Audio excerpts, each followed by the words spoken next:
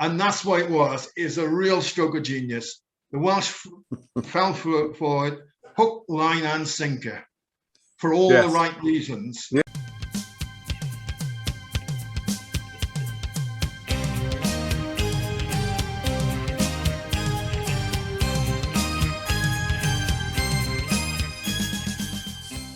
We got the 1967 Language Act, which then brought in the bilingual official forms and the bilingual road traffic signs. And that was then followed in 77 by Radio Cymru and in 82 by S4C. So the culmination of all the pressure by Plaid Cymru and the Welsh Language Society brought about all of these changes. Mm-hmm. And then all of these changes kept on being applied. And finally, they had a referendum in 1997 where the Welsh voters approved the creation of a National Assembly in Wales. And at this point then, the government of Wales then took on basically what had been the remit of the Secretary of State for Wales. And so it was on 1998, all the powers were transferred from the Secretary of State to the National Assembly for Wales. On the 1st of July 1999, it all kicked off. And in 2019, the Senate elections Senate elections brackets Welsh bill was passed, and this changed the name of the Assembly to the Senedd Cymraeg rather than National Assembly for Wales. We're now on level terms. We're called Parliament, just like you guys. But you've got a big table, and why are we still on the infants one? Well, well, it's not really why we're still getting the scraps that you're leaving off the table. Well, it's not really a parallel situation, is it? I mean, there's no tax raising powers and all that kind of thing. It's still just spending money given from the master's table, isn't it? And that's the way I look at it. They're the high table up there. We're on the low table down here. When they finish their meal, they go like that, and we just get the leftovers. But at least do with as we will, yes. Yeah, but it's coming back again to words. The English are, they're great at this. Oh, call yourself Parliament. Doesn't mean you're a Parliament. Yeah, you don't have got any powers as such. Yes. It'll keep you happy for another 10 years. Yeah. You'll think you're a Parliament, but you're actually not. All parliaments are not equal. Well, I think it just made me think that maybe why they're giving them all these the right to do their own COVID rules, just to show they are different, kind of thing.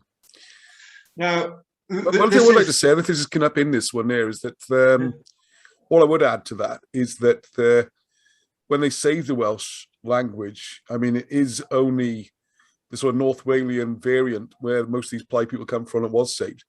Gwenlystig is still gone, isn't it? Or else a few people. We'll look at that in the next two slides. Okay. This is the lyrics from a song by Anwel Yddig.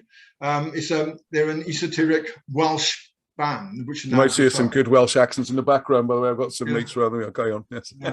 But the National Assembly for Wales, to stress it will be for everyone in Wales, English and Welsh speakers, and in it it's got one nation, two languages. These are all the things that the English are saying. So you've got it, guys. You got what you want. We really haven't. It's just not right. No, it's just dressing, isn't it? Well, the other thing I was going to say as well is, it's not really relevant, but the amount of invasion by English anyway into Wales. It's no longer... Exactly. There's large parts of Wales where there are no Welsh people anymore. All that, the whole new house building and everything, is all English people buying them, yeah. So these are taken from the census stats. And the Welsh Language Society has got some different ones which give different interpretations of what speaks Welsh, I think. But the basic thing was, in 1800, 90% of the population were monoglot Welsh speakers. They didn't speak English at all. The other 10% understood Welsh and also understood English. But 90% of them were just Welsh speakers. And if you look then down through the years, you get to 1991. I was trying to get the 1950 figures because I think they are even lower. Yeah, I reckon this was 60s is probably the low point, wasn't it? Somewhere about there. But 1991, there's a low point there, 18.7%. Yeah, around about there, yeah. And that's explained by basically the older Welsh speakers were dropping off the end. Mm-hmm. And my own in personal 99 experiences match perfectly. I mean, my 4 grandparents, 3 were Welsh speakers. 1 didn't speak English until she was an adult. And then of my 2 parents, neither spoke Welsh. Mm. That's the kind of cut-off that happened, wasn't it? Around about the sort of 40s and 50s. Yeah. I mean, you know, none of my parents or even grandparents spoke Welsh. So it goes back as far as that in Monmouthshire. Yeah, further east, yeah. But the dip in 91, I think, is where the older people are dying off, and we still haven't got the younger generation coming through being educated in schools in Welsh. You know, those figures haven't started. Yeah, it'd be interesting to see how the immigration figures affect that as well. Total number of Welsh speakers will go up, but the population of Wales is going up so fast, the percentage might actually drop. There's one for you to think about. If you look at the map on the left, you know, the darker the green, the darker the colour, the higher percentage of Welsh is being spoken. As a percentage, though, this is not total numbers, which is misleading sometimes. Well, yes, it's a percentage of people in Wales. You know. Oh, yeah, I agree. Again, what I'm saying is the problem is that people don't realise that there's actually more Welsh speakers in the southeast. It's just as a percentage, it's smaller. It's smaller, yeah. In raw numbers, it's still there. Anyway, that's not a side point. But yeah, again, you can see it's all West Wales and North Wales, and I think it's illuminating then to compare that back with Wales. And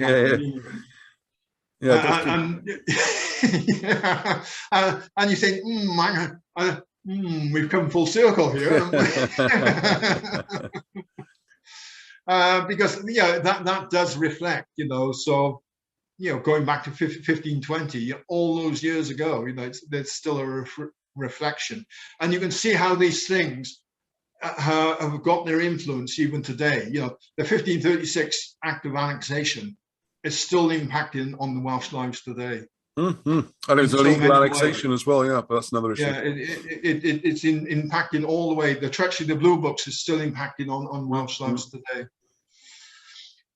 So basically, I think that's it. As I said, we've come full circle.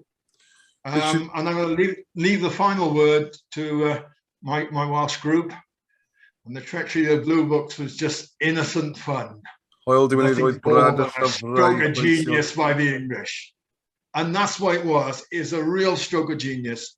The Welsh fell for it, hook, line, and sinker, for all the right reasons. Yeah, well. And what happened then was, you know, so their language and our culture has just been decimated from then on. And it's now, what I say now is, you know, the Welsh language and culture is, right, it's not in the intensive care ward anymore, perhaps, but we're still in the hospital bed and we're recovering. And what we need is some real nourishment.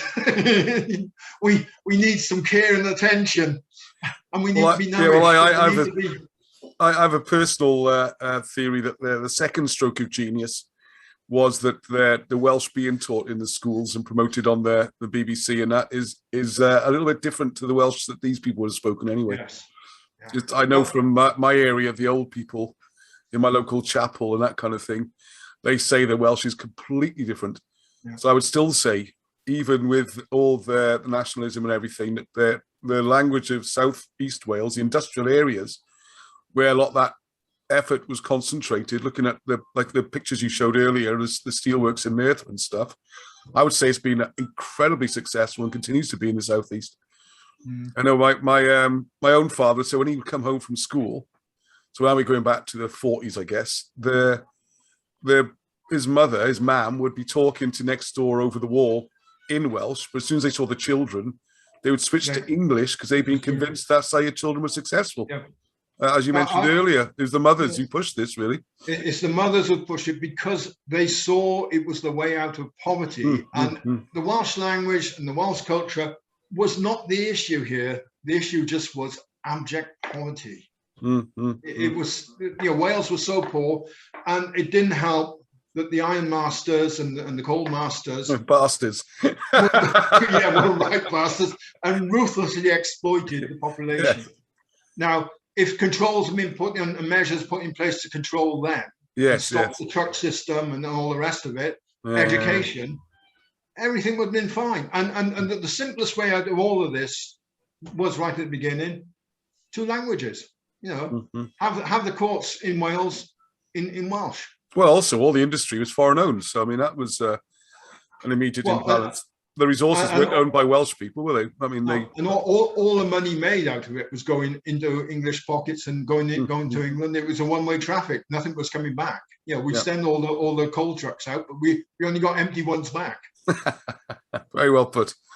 Very well put. I think that's absolutely brilliant, Bob, and I think it's this should be compulsory on the Welsh syllabus. This video, every school in the country should be sitting down on the 18th or the day after and watching this to get a little bit of flavour of Welsh history. Well, at the moment, it seems in the schools we're getting any history but Welsh history. As seems to be the rules. That is still the biggest issue. You know, Welsh history is still not being taught in schools. No, well, it was voted down. I guess it's 6-7 months ago, where there was a proposal to make Welsh a compulsory part of the syllabus, and the beloved Senedd voted it down. What can you do? They voted it down. Said so. They did pass BAME history is compulsory now, but Welsh history isn't. That's the Welsh history is not. No. But as we said, I got 3 children in school, and they don't seem to get any Welsh history apart from very broad as stuff. we said, Ross, education is not about making you a better person or giving you some skills. Making you into the person you needed in your grown-up life. Making you into a compliant and educated worker. Yeah. Well, there we are. We're going to be exploited. We better wrap this up before we go the way of Big Pendarian here. We have to start running around in a dress so no one can recognise us. There we are. That's absolutely brilliant. Thank you, Bob. I can see you put a lot of work into this. It's absolutely wonderful. And here we go. We shall let's see if we get any reaction to this. Look forward to it. Well, I hope we do get some reaction, because people have got to look at this, because you just look at this, and anyone interested in that period of history, there's a gold. This is now, isn't it? It's now. It comes up to now. This isn't ancient history.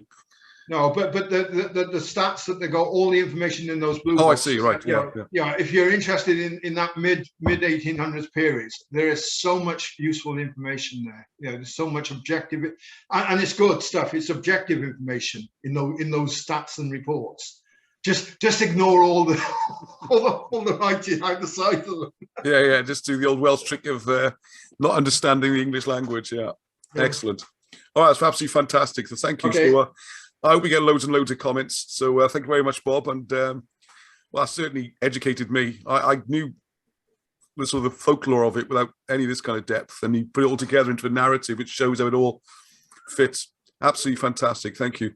And we've got some more subjects come up soon, haven't we? You've been very busy, so let's not give it away right now, but there's some more coming up soon. Yeah. There's more to come. So until next time, Heddwch. Yeah. Cheers, Ross. Bye. Cheers, Bob.